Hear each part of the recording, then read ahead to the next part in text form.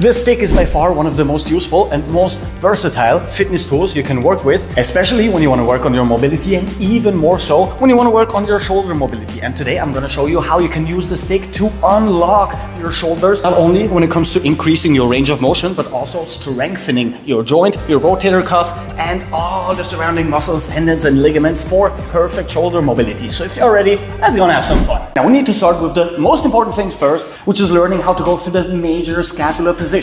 That includes adduction as well as abduction, scapular depression as well as elevation, scapular upward rotation as well as downward rotation. Learning how to do those will make up the foundation of your shoulder mobility and scapular mobility. For your first exercise, arms fully extended, all you need to do is pull your shoulder blades together as much as you can by actively flexing your traps, and then pull them apart as long as possible by actively flexing your chest and pulling your shoulders forward. For most people, this will be a very tiny movement for the beginning, but over time, your range of motion should increase dramatically once you start developing full control over the surrounding musculature. Second exercise, bringing the stick right above our head, we're going to go through scapular elevation, pulling our shoulder blades upward as much as possible, as well as scapular depression, pulling them down as much as possible. You can even bend in your arms slightly, making it easier to retract your shoulder blades all the way down, and lengthen by extending your arms all the way and pulling upward. Finally, with our arms extended, we're going to pull them down, actively going into this upward rotation, and then reverse, pulling up and moving into this downward rotation in our scapula. To make this as effective as possible, start by extending your shoulder blades, which is going to make it far easier to go into upward rotation as well as downward rotation. It's a very short movement for all of these exercises, but they are absolutely paramount if you want to keep your shoulders healthy and, most importantly, mobile. Now that we have learned these, we can start putting them all together into one single movement. Extending our arms fully with a wide grip, we're going to go through complete rotations or dislocates. Now, we don't just want to flop around, we want to actively go into complete abduction, into complete elevation, pulling our shoulder blades up, into complete adduction, pulling them together as much as we can, and into complete depression, pulling our shoulder blades down. That also means we're basically activating every single muscle surrounding our shoulder, especially our traps and our chest musculature. And that also means that if you are a beginner, these exercises will be very demanding and can lead to cramping. So take your time, take as many breaks as you want, and don't overdo it. Now, one of the more comfortable exercises is about behind the back mobility. Grabbing a little bit tighter than we did before, we want to pull sideways, extending one arm fully before we switch it up. Be sure to keep that stick right below your traps and move laterally. And very important, keep your elbows always behind your back and your hands at shoulder height. This means that we're mostly working with our arms behind our back, going from an extension into lateral movements from one side to the other. This moves us to some overhead mobility and one of the more relaxing stretches. With our arms completely extended, a bit wider than shoulder width apart, we are going to pull sideways, just like so, until we touch down,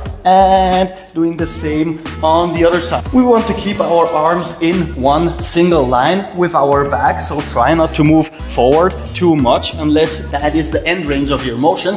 Over time, you want to be able to pull backwards like so and move laterally above your head, which once again might require a lot of strength for the time being, but over time this will become far more relaxing and easy to go through. This will help us stretch out our obliques and lats as well due to this lateral flexion in our spine, which once again feels absolutely amazing to go through. Now we can start combining behind the back with overhead mobility. Fixing the stick right behind our back, we're going to grab it tightly with both arms bent, and we just need to move up our spine and pull our lower arm all the way up. This is going to help us open our chest up top while pulling our bent arm all the way into this nice rotation and into the stretch before we release some of that tension. Take a break for a second or two and pull up once more. Be sure to grab tightly with both hands and relax the lower arm as much as you can and pull up as far as possible without having any pain in your rotator cuff. Should you, however, have any pain surrounding that joint, that means that you're going too far and you should step it back a little bit and go through shorter movements until you develop the necessary mobility. So now that we're a little bit looser, we can start combining the upward with the downward rotation, once again behind the back to increase our range of motion in this movement, behind our back with our fingers pointing upwards and a tiny bit wider than shoulder width apart, extending our arms fully. Now we will pull upwards into this upward scapular rotation and downwards, extending our back, going into spinal extension and going into this downward rotation as well. Pull up all the way and reverse. Now this exercise will also help us massively strengthen our rear delts as well as our traps. Hold up top for a second or two and reverse. Due to the nature of this movement, this might lead to cramping in your shoulders and your traps. So if that happens, once again, just dial it back a little bit and lengthen those muscles as much as you can before you move on to repeating this exercise once more.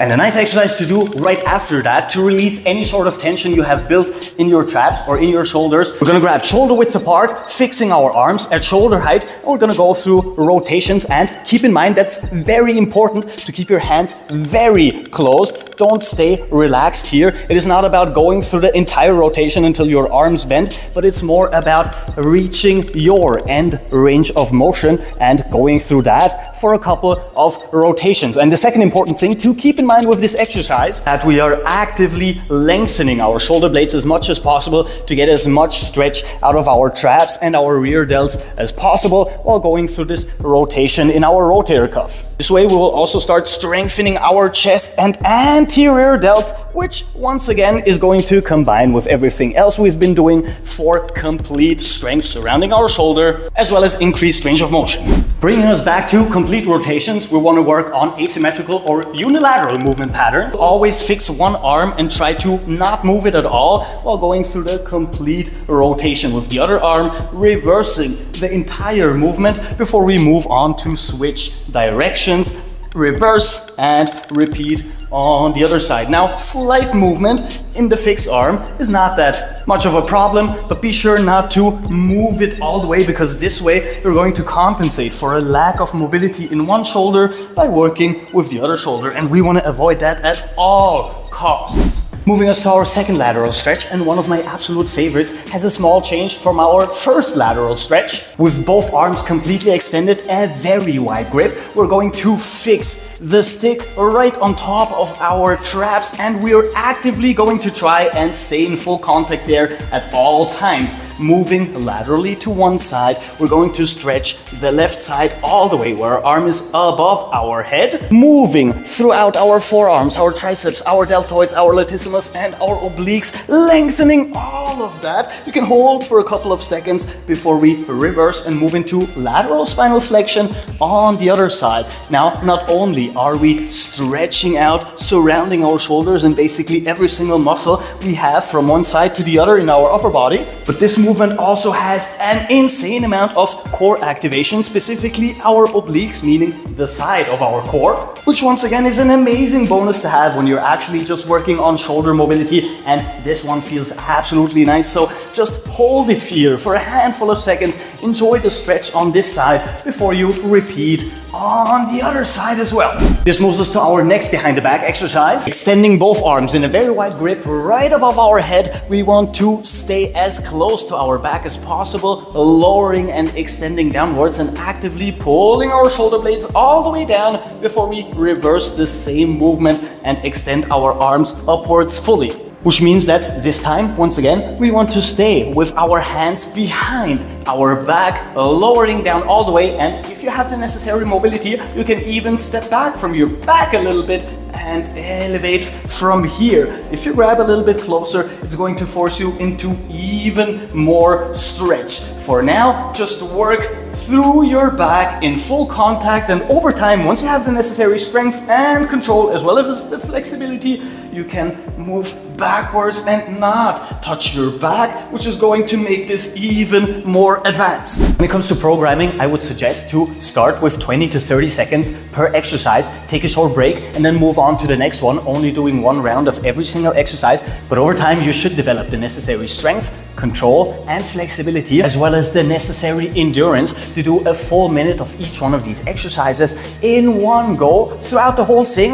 And you can do that 2 or 3 times a week to maximize the amount of benefits you can get from your shoulder mobility workouts. However, and keep that in mind, that's very important, programming will highly depend on your level, the amount of pain you might have if you're working on recovery, or the lack of mobility you have, which is going to force you to take longer breaks or decrease the time you go through every single one of these exercises. And at some point you will reach a level where all of this is basically just a cakewalk for you. With that said, if you like the video, and come on, please join us. We do stuff like that pretty much every single day, which means that I will see you tomorrow. So until then, Captain Cairo, peace out.